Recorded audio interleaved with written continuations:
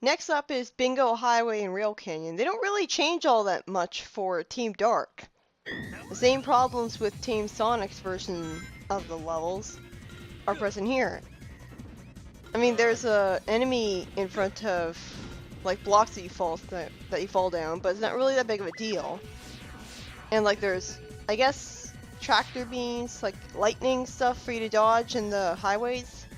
But again, like the highways are so wide open, it's not really that big of a deal. You can just go around it. There's a self-destruct switch out of a wall in Team Rose's Final Fortress to the left of where it normally is. If you fly next to the left wall, you'll be able to see it and press it with glitches. How the hell does a heavy, bulky robot glide into the air and float upwards for a long period of time? I can sort of understand it with Big's umbrella, cause, well, it's an umbrella, and it's probably magic. I'm not sure where the hell he got that umbrella. I mean, the closest to an explanation I can think of is that Cream floats down with an umbrella in one of her character combinations in Advance 3, but that comes after this game. So it doesn't really make any sense for Omega to be able to glide. Does he have like magical rocket boosters that I'm not aware of? And even then, I don't know how it would be able to non-magically provide enough uplift for him. It made sense for, well, it doesn't make sense for Knuckles to be able to glide either, because there's no way he should be able to produce that much uplift. It's gotta be magic. It doesn't really make sense for any character to be able to glide. I guess for some reason, it seems to make the most sense with Vector. Even though I'm not sure how he'd be able to float in the air with, like just because he creates a bubblegum bubble above himself. I don't honestly see how that would be able to make you float at all. Or even give you any sort of extra height. If anything, you'd think that he would just topple over from the sheer weight of having a bubble that's really huge above his head. You'd think he'd just topple over and then it would either pop in his face, which it really should have done a long time ago. He must have really mad, like, bubble blowing skills. And like, does he have a huge amount of stacks of gum in order to use bubbles so much? Does he have some sort of bubblegum addiction? In some copies of Sonic Heroes, mostly PC copies, Cream's A-Rank line voice clip is empty. There are some clips in-game about the bobsled controls, but these explain that if a flight character is thrown off, the bobsled won't be able to jump. However, the order for the character removal is speed, power, and flight, so losing the flight character just makes you lose a life before you can have the not being able to jump problem at all. It makes sense since, you know, you need to jump to be able to avoid losing a partner character. So you wouldn't be able to jump to avoid dying if you had that problem with the flight character. But if the flight character is the last one that you lose, what they should have done is made it so that you had one last chance once you were left alone with the flight character. But instead, they make it so that if you're left alone with just a flight character in the bobsled, that kills you. That's stupid. So this hints that previously the order of losing characters in the bobsled was different.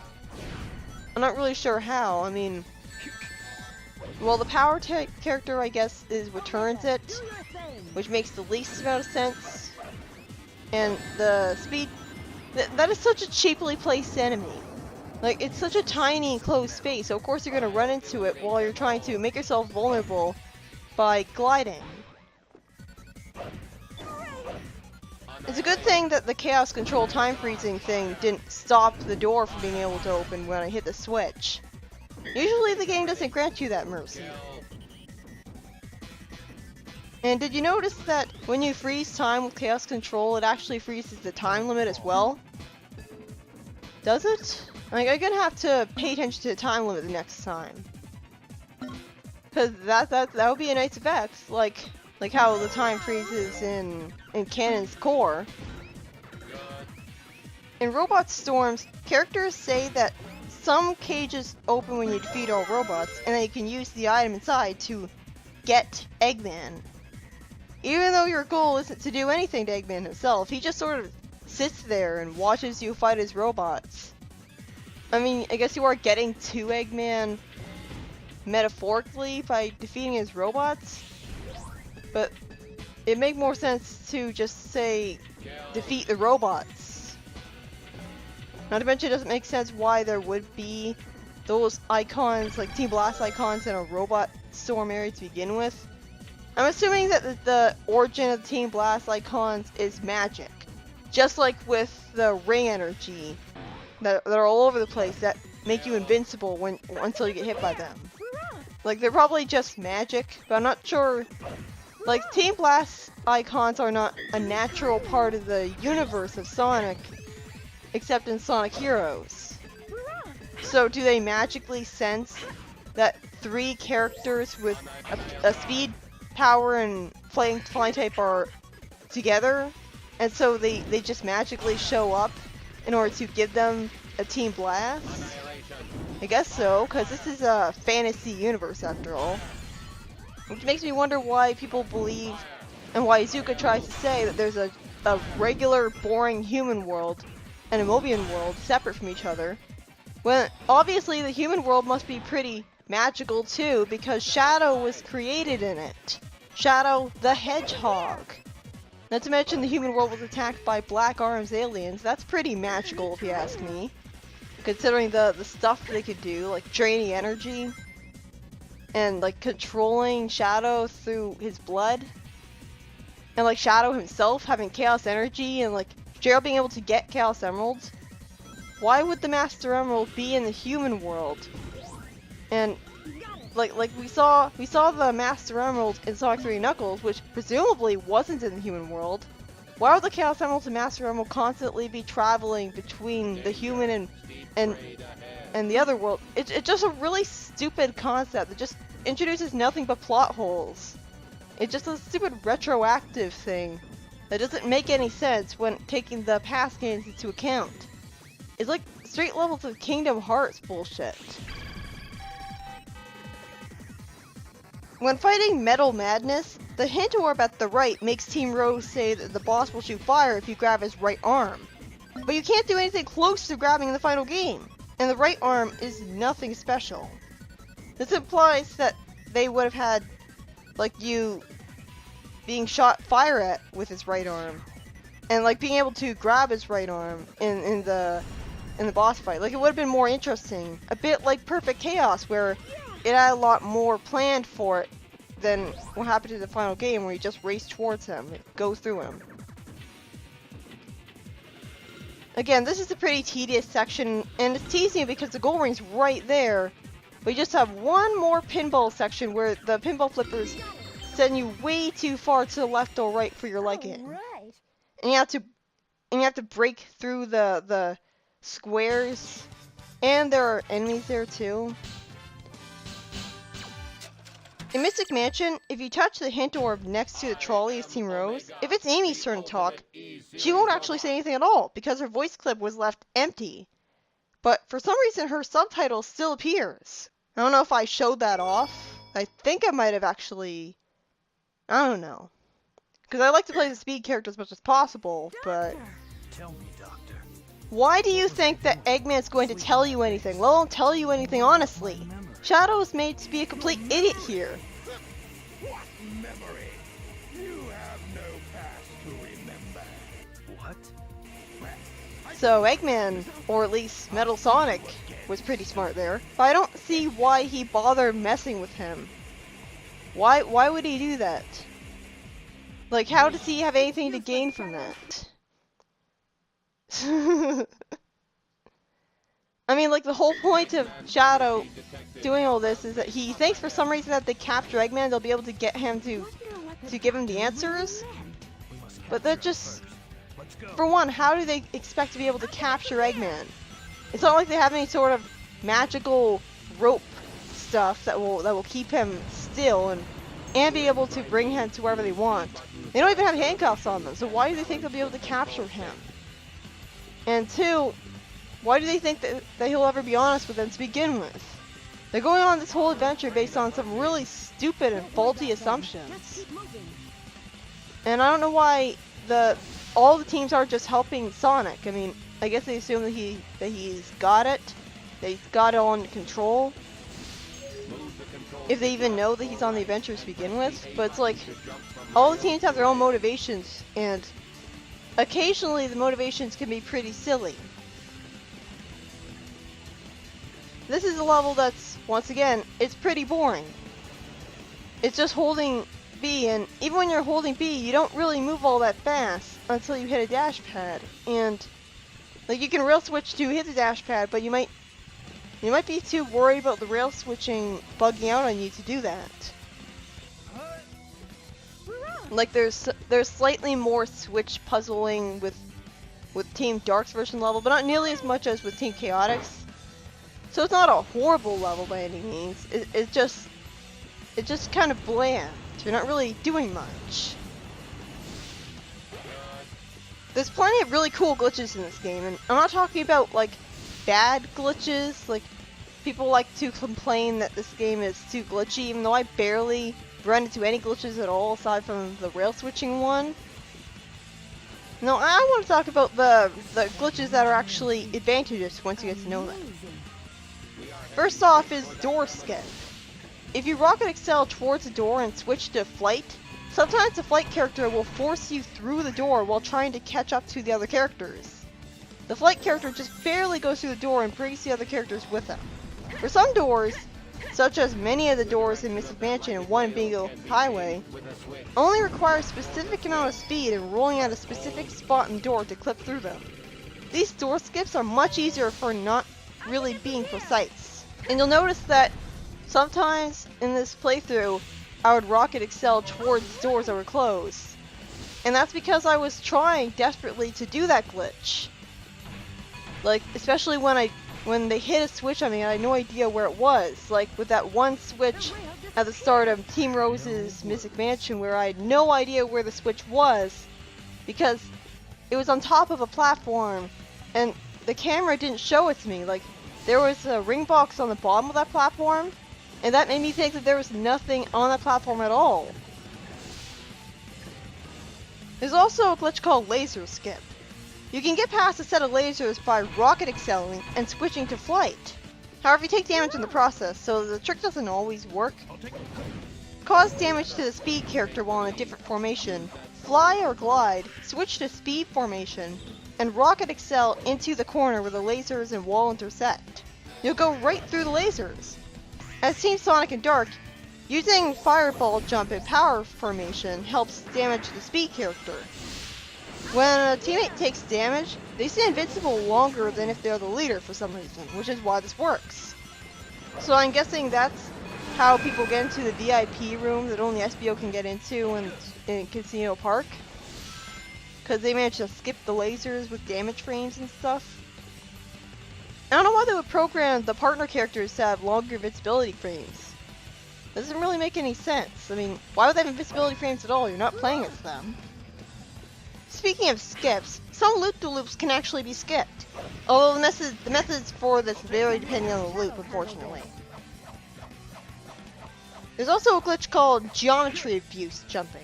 When you jump against certain walls, they'll push you upwards. There's an abundance of these in Seaside Hill, for example. The more speed you have, the higher you'll go. So that's another speedrunning trick. There's also a glitch called Kick, Twirl, Star, Cancel. While in speed formation, if you pause during a roll, let go of B and unpause, you'll continue to roll without doing the attack. And while this does cost time, it can be useful as Team Rose. There's also something that I tried to show off with Team Chaotix with the mission of Casino Park called Slot Glitch. If you fly above the entrance of a small slot machine and thunder shoot one of your teammates into a boost pad on a pinball table, your teammate will go into the slot machine. If you're positioned correctly right above the entrance, your teammate will get stuck in the slot machine trying to return to you and will repeatedly go into the slot machine, giving you infinite rings. The ring counter may stop at 999, but you'll still gain rings somehow. So if you get hit, the counter will still keep going up. So yeah, that's a pretty useful glitch, but I wasn't able to figure out how to pull it off because I didn't know where exactly to thunder shoot. Another cool glitch with the pinball table levels is pinball table jumping. When above a pinball table while in flight formation, if you come into contact with said pinball table, you have a short amount of time to jump or perform a flight excel jump on it. It tends to work if the power type is swung slightly backwards and then moves forward to touch the pinball table. Flight excel jump is another glitch. While flying, you can use the flight excel on the frame where you land. If you press A at the right time, you'll be shot up in the air with more height than a jump, and can start flying right afterwards. It looks like bouncing off a floor. And there's also flight excel boost. When the flight meter runs out, if you aren't at max height, doing a flight excel will actually get you an extra height boost. So that's pretty useful. And there's also spring cancel. Thunder shoot right before an air booster or spring, and you can cancel its animation, giving you freer and faster movement as well as faster falling speed. Wish I knew that. So is that what they call the dash rings air boosters? Like, the name seems to change every game. Like in Generations, I believe they were called dash rings or dash panels. There's also a glitch called catch-up flight. If you switch to flight and the flight character hasn't caught up with the others, if you start flying at that moment, your previous speed will be carried over in the direction you were going. So that's also pretty useful. What's not useful, having to wait for the stupid fan to turn back on just because time was frozen. And then you don't go very forwards when you glide towards that thing. So it can be harder than you think to grab onto it. And plus you don't know where exactly to glide over to. So that can be annoying. There's also a glitch called Flight Extend. If you thunder shoot while tapping the control stick, moving in small increments, you can travel really far distances you normally couldn't. This is because the flight meter stops depleting when you're thunder shooting. The amount of distance you get depends on your speed. A rare glitch is if you thunder shoot at the same time you are level with a ledge trying to get on it, you'll gain a huge speed boost. And there's another glitch surrounding the thunder shoot called teammate callback thunder shoot. One of the ways to call back your teammates is to fly. Really? I thought you could only call back your teammates by using the team blast. Well, I wish I knew that. This also applies to thunder shooting. If you decide to thunder shoot as soon as one of your teammates lands on a damaging thing, they'll immediately come back, allowing you to do things like walk on trains in Rail King. There's also a glitch called Glide Cancel. If you glide while holding B, the gliding animation will get cancelled. There's a specific trick called Power Flying that requires this. No worries. There's also a glitch called Pinball Table Launching. That's probably what I talked about when I was talking about someone landing on a pinball table in a casino park speedrun and just launching up really high. Basically, what you do is, when in power formation, throw your teammates off the level with a glide or fire dunk, and quickly attack onto a pinball table. The attack will call your teammates back to you to get into the fighting pose, but since you're now on a pinball table, they'll actually glitch out and fly past you into the air. If you then switch to flight, you'll end up high up in the air because the flight character was set high up in the air. You only have 3 seconds to switch, and are given more height the longer you wait. Alright. I don't really like how, like, for example, like Espio, he talks directly to you when you get a rank. I'm ashamed to call myself a treasure hunter. All the characters have their own lines depending on which character went into the goal ring. I don't really think the flight character itself can go into the goal ring because the flight character is on the top of the totem pole, so the power type hits the goal ring. But the flight character says their line anyways, which is good.